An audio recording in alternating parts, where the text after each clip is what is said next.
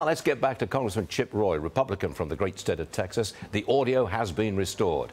So what do you think? You're from Texas, border state, and we've just heard that the president will not issue any executive orders tonight. What do you say? Well, Stuart, good to be on. And look, we do not expect President Biden to even mention the name Laken Riley, or if he does, he will then try to deflect blame to Republicans. He will try to hide behind this fig leaf of a bill that came through negotiations in the Senate, which would have had no chance to actually secure the border. The fact of the matter is, the President of the United States is culpable. We have a young woman, 22 years old, who was killed by someone who was clearly released under the mass parole policies of this president, of this administration, Alejandro Mayorkas. We had a young woman who was raped in Louisiana by someone released by this administration. A 2-year-old who was killed in Montgomery County, just here, not too far from where I'm standing right now, right outside of the nation's capital, by someone released by this administration into the United States. The President of the United States is not going to address that. He is not going to focus on the issues that the American people want to hear him address, because he has no answer. He has nothing to say but to point and use recriminations to point back at the former president, because he's not going to talk about the inflation that's killing the American family. He's not going to talk about the open borders that are causing Americans to die. He's not going to talk about the fentanyl that is causing Americans to die.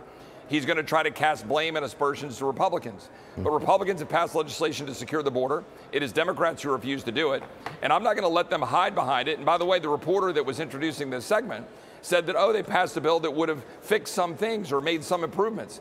That bill would have codified mass amnesty or mass releases into the United States. That's what it would have done. It would have codified the release policies that are attracting people to this country, causing migrants to die, little girls get sold in the sex trafficking trade, and Laken Riley to be dead.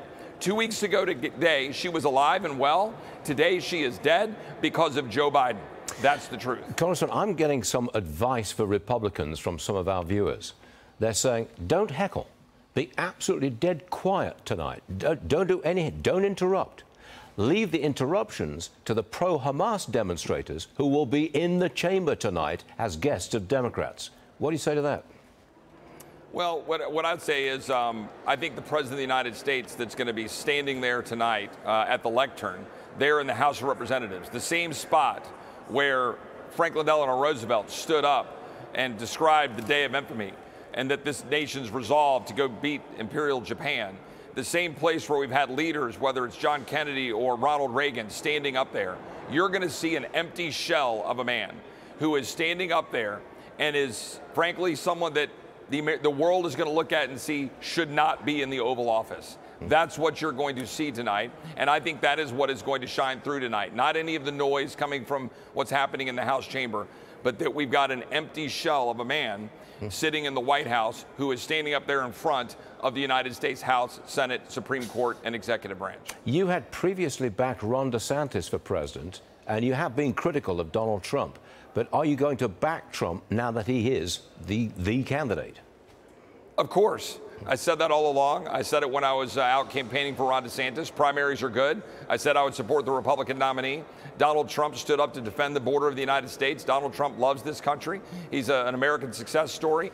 He understands what creating economic growth and opportunity means for the American people. He doesn't want to advance a woke agenda that's crippling the country. He believes that we should secure the border. He believes in Western civilization. And unlike the current president, he's not going to allow radical progressive Democrats to destroy our country.